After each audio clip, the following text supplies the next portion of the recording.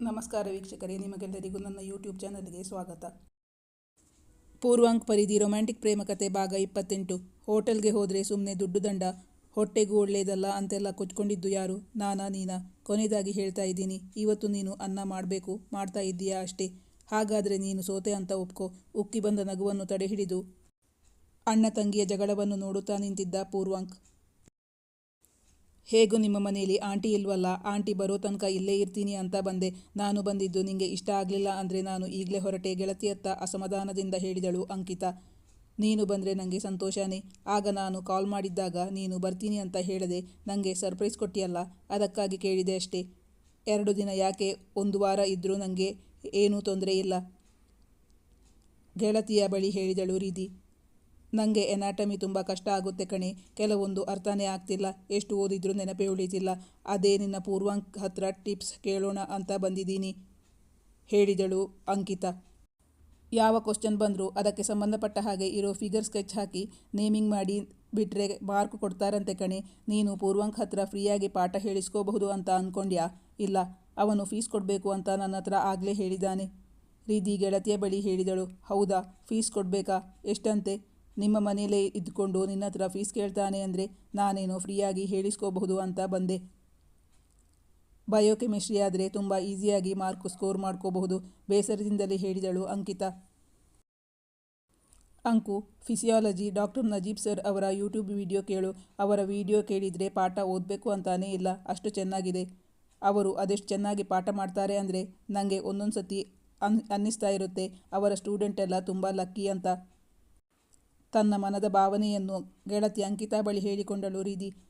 ನಾನು ಕೇಳಿದ್ದೇನೆ ರಿಧಿ, ಆದರೆ ಅವರ ವಿಡಿಯೋ ಎಲ್ಲ ತುಂಬ ಲೆಂತಿ ಇರುತ್ತಲ್ಲ, ಟೈಮ್ ಕಡಿಮೆ ಇದ್ದಾಗ ಕಷ್ಟ ಆಗುತ್ತೆ. ಎನಾಟಮಿ ಪೇಪರ್ಗೆ ಮೊದಲು ನಾವು ಕ್ವಶ್ಚನ್ ಪೇಪರ್ ವರ್ಕೌಟ್ ಮಾಡೋಕ್ಕೆ ಸ್ಟಾರ್ಟ್ ಮಾಡೋಣ. ಹಳೆ ಪ್ರಶ್ನೆಗಳೇ ಮತ್ತೆ ರಿಪೀಟ್ ಆಗೋದಲ್ವಾ? ಅಂಕು, ಲಾಸ್ಟ್ ಇಂಟರ್ನಲ್ ಎಕ್ಸಾಮ್ನಲ್ಲಿ ಎನಾಟಮಿಯಲ್ಲಿ ಮಲ್ಟಿಪಲ್ ಚಾಯ್ಸ್ ಕ್ವಶ್ಚನ್ಗಳಿಗೆ 5 ಅಂಕಗಳಿಗೆ 5 ಅಂಕನೂ ಸ್ಕೋರ್ ಮಾಡ್ಕೊಂಡಿಯಲ್ಲ, ಅದು ಹೇಗೆ? ಅದಕ್ಕೇನಾದರೂ ಟ್ರಿಕ್ಸ್ ಇದ್ದರೆ ಗೆಳತಿಯಿಂದ ಕಲಿತು ತಾನು ಒಳ್ಳೆಯ ಅಂಕಗಳನ್ನು ಗಳಿಸಬಹುದೆಂದು ರಿಧಿ ಅಂಕಿತಾ ಬಳಿ ಕೇಳಿದಳು. ನನಗೆ 3 ಕ್ವಶ್ಚನ್ಗಳಿಗೆ ಕರೆಕ್ಟಾಗಿ ಆನ್ಸರ್ ಗೊತ್ತಿತ್ತು, 2 ಕ್ವಶ್ಚನ್ಗಳಿಗೆ ಅಂದಾಜಿಗೆ ಗುಂಡು ಹೊಡೆದಿರೋದಷ್ಟೇ.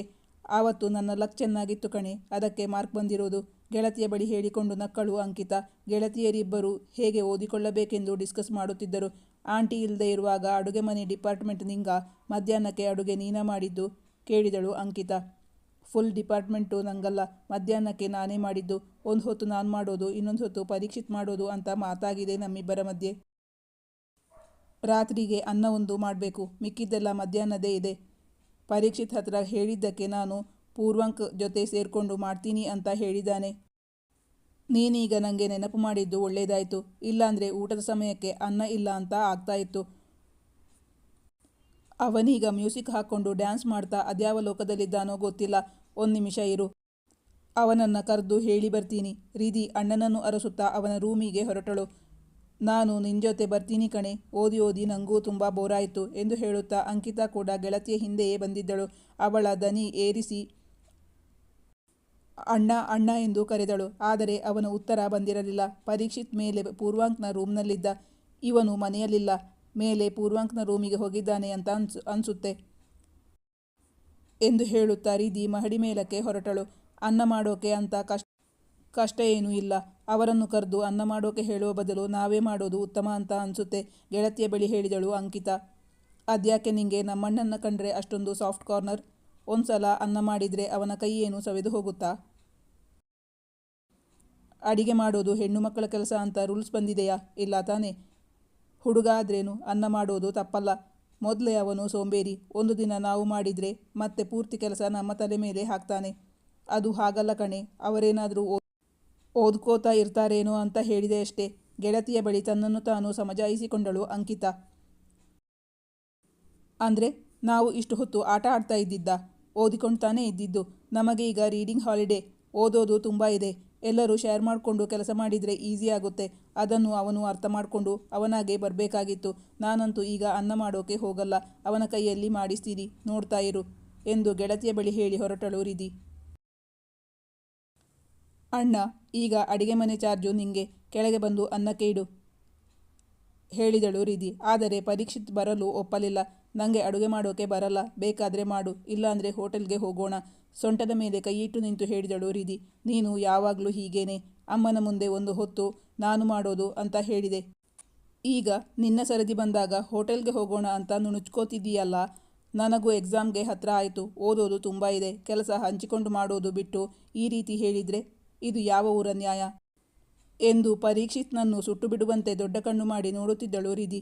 ಪರೀಕ್ಷಿತ್ ತಾಯಿಯ ಬಳಿ ಅನ್ನ ಹೇಗೆ ಮಾಡುವುದು ಎಂದು ಕೇಳಿಕೊಂಡಿದ್ದ. ಆದರೆ ಅದನ್ನಾಗಲೇ ಮರೆತು ಬಿಟ್ಟಿದ್ದ. ನಿಜವಾಗ್ಲೂ ನನಗೆ ಗೊತ್ತಿಲ್ಲ ಕಣೆ, ನಾನು ಮಾಡಿದ್ದು ನಿಮಗೆ ತಿನ್ನೋಕ್ಕಾಗಲ್ಲ, ಆ ಶಿಕ್ಷೆ ಯಾಕೆ? ಅದಕ್ಕಾಗಿ ಹೇಳಿದ್ದು ಹೋಟೆಲ್ಗೆ ಹೋಗೋಣ ಅಂತ. ನಾನು ಅಮ್ಮನ ಹತ್ರ ಹೋಟೆಲ್ಗೆ ಹೋಗ್ತೀವಿ, ದುಡ್ಡು ಕೊಡು ಅಂತ ಕೇಳಿದಾಗ ನೀನೇನು ಹೇಳಿದೆ? ಅಮ್ಮ ನಿನ್ನ ಮಗಳು ಶುದ್ಧ ಸೋಂಬೇರಿ, ಅವಳಿಗೆ ಕೆಲಸ ಮಾಡೋಕೆ ಉದಾಸೀನ, ಅದಕ್ಕೆ ಹೋಟೆಲ್ಗೆ ಹೋಗ್ತೀವಿ ಅಂತ ಹೇಳ್ತಾ ಇದ್ದಾಳೆ. ಹೋಟೆಲ್ಗೆ ಹೋದರೆ ಸುಮ್ಮನೆ ದುಡ್ಡು ದಂಡ, ಹೊಟ್ಟೆಗೂ ಒಳ್ಳೇದಲ್ಲ ಅಂತೆಲ್ಲ ಕೊಚ್ಕೊಂಡಿದ್ದು ಯಾರು? ನಾನಾ ನೀನಾ? ಕೊನೆಯದಾಗಿ ಹೇಳ್ತಾ ಇದ್ದೀನಿ, ಇವತ್ತು ನೀನು ಅನ್ನ ಮಾಡಬೇಕು, ಮಾಡ್ತಾ ಇದ್ದೀಯಾ ಅಷ್ಟೇ. ರಿಧಿ ಅಣ್ಣನ ಬಳಿ ಬಿರುಸಾಗಿ ನುಡಿದಳು. ಇಂದು ಪೂರ್ವಾಂಕ್ ಮನೆಯಲ್ಲಿ ಇದ್ದ. ಹೋಟೆಲ್ಗೆ ಹೋದರೆ ಅವನೇ ಬಿಲ್ಲು ಕೊಡುತ್ತಾನೆ ಎಂದು ಗೊತ್ತಿತ್ತು ಪರೀಕ್ಷಿತ್ಗೆ. ಕಾಸು ಖರ್ಚಿಲ್ಲದೆ, ಕೆಲಸವನ್ನೂ ಮಾಡದೆ ಇಂದಿನ ಊಟ ನೆರವೇರುತ್ತದೆ ಎಂದು ಗೊತ್ತಿತ್ತು ಪರೀಕ್ಷಿತ್ಗೆ. ಅದಕ್ಕಾಗಿ ಆ ಸಲಹೆಯನ್ನು ಇತ್ತಿದ್ದ. ಹಾಗಾದರೆ ನೀನು ಸೋತೆ ಅಂತ ಒಪ್ಕೋ. ಅಮ್ಮನ ಮುಂದೆ ಪೌರುಷ ಕೊಚ್ಕೋತೀಯ? ನಿನ್ನ ಕೈಯಲ್ಲಿ ಯಾವ ಕೆಲಸ ಮಾಡೋಕ್ಕೂ ಆಗಲ್ಲ. ಉಕ್ಕಿ ಬಂದ ನಗುವನ್ನು ತಡೆಹಿಡಿದು ಅಣ್ಣ ತಂಗಿಯ ಜಗಳವನ್ನು ನೋಡುತ್ತಾ ನಿಂತಿದ್ದ ಪೂರ್ವಾಂಕ್. ಪೂರ್ವಾಂಕ್ನ ಮುಂದೆ ಸೋಲು ಒಪ್ಪಿಕೊಳ್ಳಲು ಪರೀಕ್ಷಿತ್ ತಯಾರಿರಲಿಲ್ಲ. ಅಷ್ಟರಲ್ಲಿ ಗೆಳತಿಯನ್ನು ಅರಸುತ್ತಾ ಅಂಕಿತಾ ಕೂಡ ಅಲ್ಲಿಗೆ ಬಂದಿದ್ದಳು. ರಿಧಿಯ ಬೆನ್ನ ಹಿಂದೆ ನಿಂತಿದ್ದಳು ಅಂಕಿತಾ. ಅವಳಿಗೂ ಅವರಿಬ್ಬರ ಮಾತುಕತೆ ಪೂರ್ತಿ ಕೇಳಿಸಿತ್ತು. ಪರೀಕ್ಷಿತ್ ಎಲ್ಲರ ಮುಂದೆ ಸೋಲೊಪ್ಪಿಕೊಳ್ಳುವುದು ಅಂಕಿತಾಗೆ ಇಷ್ಟವಾಗಲಿಲ್ಲ. ಪರೀಕ್ಷಿತ್ನತ್ತ ನೋಡಿ ಕಣ್ಣಲ್ಲೇ ಸನ್ನೆ ಮಾಡಿದಳು ಅಂಕಿತಾ.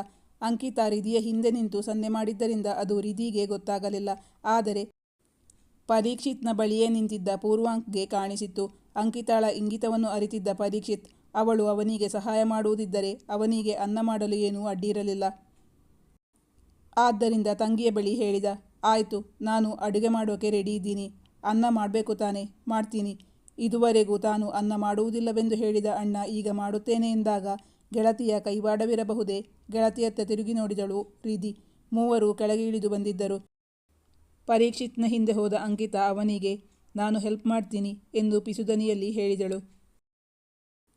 ಅದನ್ನು ಗಮನಿಸಿದ ರಿಧಿ ಹೇಳಿದಳು, ಇದಾ ವಿಷಯ? ಈಗ ನನಗೆ ಗೊತ್ತಾಯಿತು ಅವನು ಅನ್ನ ಮಾಡೋಕೆ ಯಾಕೆ ಒಪ್ಕೊಂಡಿದ್ದಾನೆ ಅಂತ ಎಂದು ಮನಸ್ಸಲ್ಲಿ ಹೇಳಿಕೊಂಡಳು ರಿಧಿ. ಅನ್ನ ಮಾಡಲೆಂದು ಪರೀಕ್ಷಿತ್ ಅಡುಗೆ ಮನೆಯೊಳಗೆ ಹೊಕ್ಕಾಗ ಅಂಕಿತಾ ಕೂಡ ಅವನಿಗೆ ಹೇಳಿಕೊಡಲೆಂದು ಅವನ ಹಿಂದೆಯೇ ಹೊರಟಿದ್ದಳು. ಅವಳ ಹಿಂದಿದ್ದ ರಿಧಿ ಗೆಳತಿಯ ಕೈ ಹಿಡಿದು ಎಳೆಯುತ್ತಾ ಹೇಳಿದಳು, ಈಗ ನೀನು ಎಲ್ಲಿಗೆ ಹೊರಟೆ? ಪರೀಕ್ಷಿತ್ನ ಕೆಲಸ ಅವನು ಮಾಡ್ತಾನೆ, ನೀನು ಸಹಾಯ ಮಾಡುವ ಅವಶ್ಯಕತೆ ಇಲ್ಲ. ನಾವಿಬ್ರು ಓದ್ಕೊಳ್ಳೋಣ ಬಾ. ಅವನಿಗೀಗ ಯಾರ ಸಹಾಯನೂ ಬೇಡ. ಅವನು ಅಡಿಗೆ ಎಲ್ಲ ಆದಮೇಲೆ ನಮ್ಮನ್ನು ಊಟಕ್ಕೆ ಕರೀತಾನೆ, ಆಗ ಬಂದರೆ ಆಯಿತು.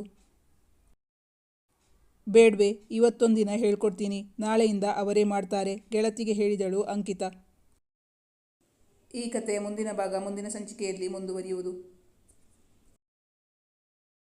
ವೀಕ್ಷಕರೇ, ನಿಮ್ಮ ಅನಿಸಿಕೆ ಅಭಿಪ್ರಾಯಗಳನ್ನು ಕಮೆಂಟ್ ಮಾಡಿ ತಿಳಿಸಿ. Thank you for watching.